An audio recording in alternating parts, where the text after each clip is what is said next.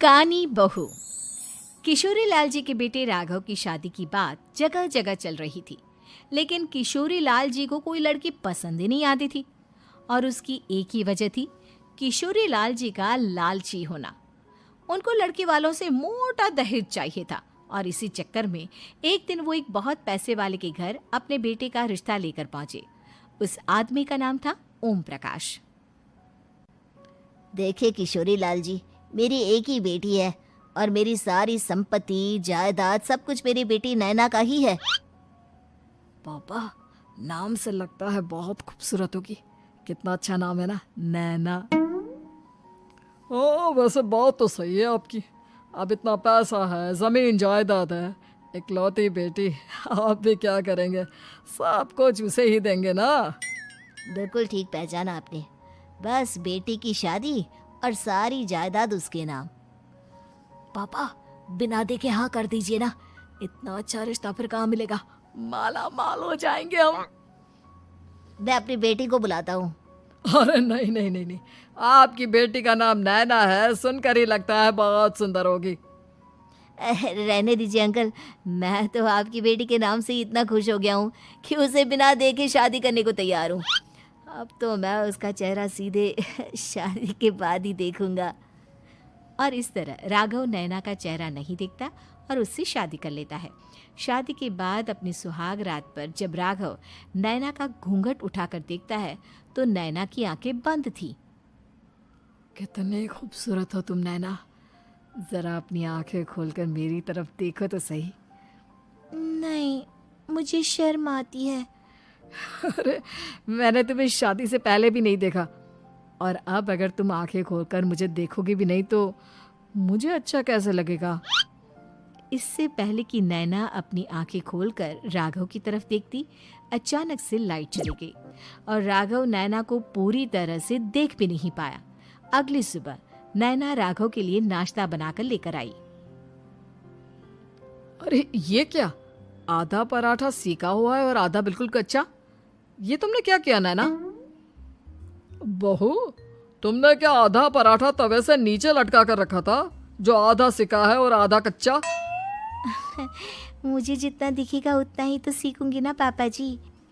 जहाँ जहाँ मुझे नजर आ रहा था वहाँ मैंने सीख लिया, जहाँ जहाँ नहीं दिखा वहाँ कच्चा रह गया होगा। इसका क्या मतलब है? ये कैसा मजाक कर रही है तुम? अरे बहू, तुमने इतना लंबा घूंघट क्यों लगाया हुआ है? देखो, हमारे घर में बहुओं को बेटी की तरह रखा जाता है, और फिर तुम तो इतना सारा माल लेकर आई हो। देखो, ये घूंघट डालकर रखने की कोई ज़रूरत नहीं है। हाँ नैना, पापा जी ठीक कह रहे हैं, तुम तो आराम से रहो, अपना ही घर समझो। नैना अचानक से अपना घूंघट उठा लेती है। अरे ये क्या पापा, नैना की तो एक आंख फूटी हुई है। नाम से नैना, लेकिन ये तो कानी बहू निकली। मेरे साथ धोखा हुआ है, धोखा। बिना दिखाए अपनी कानी लड़की मेरे संग ब्याह दी। मुझे कानी बीवी नहीं चाहिए। मुझे अभी ओम प्रकाश जी से बात करनी पड़ेगी। आखिर उन्होंने मेरे साथ ऐसा किया क्यों? अरे, आप लोगों ने ही तो पापा से कहा था कि आप लोग शादी से पहले मुझे देखना नहीं चाहते। अब मेरे पापा पर क्यों इल्जाम लगा रहे हैं? अरे लेकिन उन्हें बताना तो चाहिए था ना कि तुम कानी हो, एक आंख से तुम्हें दिखाई नहीं देता। किशोरी लाल और राघव नाराज होकर ओम प्रकाश को अपने घर बुलाते हैं। पापा जी, ये आपने क्या किया? शादी से पहले बताया क्यों नहीं कि नैना की आंखों में परेशानी है? अरे, आप ही ने तो लड़की देखने से मना कर दिया था। अरे लेकिन आप बता तो सकते थे। आपको तो हमारी बेटी की प्रॉपर्टी चाहिए थी, वो भी पूरी की पूरी।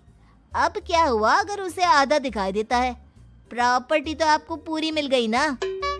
अरे ये क्या बात हुई? मेरी शादी प्रॉपर्टी से नहीं, आपकी बेटी से हुई है। अब ये तो पहले सोचना चाहिए था, तब तो मेरी प्रॉपर्टी देखकर तुम्हारी जुबान लप लपा रही थी। लेकिन मैं कानी लड़की को अपनी बीवी बनाकर नहीं रख सकता। पापा, कुछ करिए ना आप। हाँ, करता हूँ। देखिए ओम प्रकाश जी, आप हमारे साथ ऐसा नहीं कर सकते। और तुम देखो, अगर तुमने मेरी बेटी से शादी तोड़ी ना, तो जो भी प्रॉपर्टी मैंने तुम्हें दी है वो तो पूरी की पूरी वापस ले ही लूँगा, और आधी प्रॉपर्टी तुम्हारी भी लूँगा। अरे मेरी आधी प्रॉपर्टी भला क्यों लेंगे आप? इसलिए क्योंकि मेरी बेटी को आधा नजर आता है और उसकी नज़र अभी तक तुम्हारी आधी जायदाद पर ही पड़ी है। अब तुम उसे घर से निकालोगे तो कुछ तो लेकर जाएगी ना। और अगर हम आपकी बेटी को अपने घर की बहू बना कर रखे तो? तो तुम्हारी पूरी प्रॉपर्टी तुम्हारी ही रहेगी, और जो मैंने तुम्हें दिया है ना, उसमें से बस मैं आधा लेकर जाऊंगा। अरे लेकिन अब आप अपनी दी हुई प्रॉपर्टी में से आधी वापस क्यों लेकर जाएंगे? अगर मैं आपकी बेटी को अपनी पत्नी बनाकर रखने को तैयार हूं तो? इसलिए ताकि भविष्य में अगर तुम मेरी बेटी को धोखा दो तो उसके पास कुछ तो रहे जो पति का हो। वैसे मेरे पास तो बहुत कुछ है, लेकिन अपने पति की कोई निशानी तो उसके पास होनी चाहिए ना। अब अगर तुमने मेरी बेटी को कानी कहा तो तुम्हें प्रॉपर्टी भी कानी ही मिलेगी, पूरी नहीं। जमाए राजा।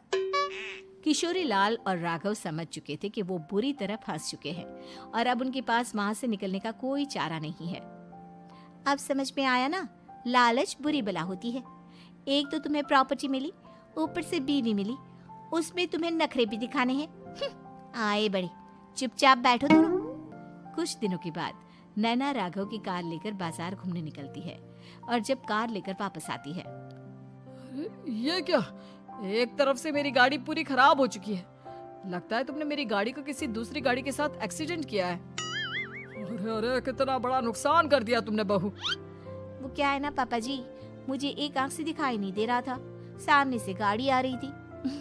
मुझे तो सिर्फ आधा ही दिखाई दिया और वो गाड़ी मेरी कार से रगड़ते हुए निकल गई। अब मैं क्या करूं बताओ? आप इसे ठीक कराने के पैसे कौन देगा? तुम्हारे पापा? तुमने मुझसे इस तरह से बात की? अभी रुको। नैना राघव की शिकायत ओम प्रकाश को कर देती है। देखो राघव, अब जो मेरी आधी प्रॉपर्टी तुम्हारे पास थी ना, उसमें से आधी और मैं लेकर जाऊंगा, क्योंकि तुमने मेरी बेटी को डांटा। अरे नहीं नहीं पापा जी, गलती हो गई, माफ कर दो। गलती की तो कोई गुंजाइश ही नहीं। अगली बार मेरी बेटी को डांटा तो बची हुई आधी में से आधी और ले जाऊंगा। लालच के चक्कर में हम दोनों ने बहुत बड़ी गलती कर दी बेटा। एक तो तुम्हें कानी बहू मिली और ऊपर से जो माल मिला वो भी काना। इस तरह राघव की हर एक गलती पर ओम प्रकाश उसकी प्रॉपर्टी का आधा आधा हिस्सा लेकर अपना सारा माल वापस ले गया और राघव को कानी बीवी से काम चलाना पड़ा। भाई लालच वाकई में बुरी बला है।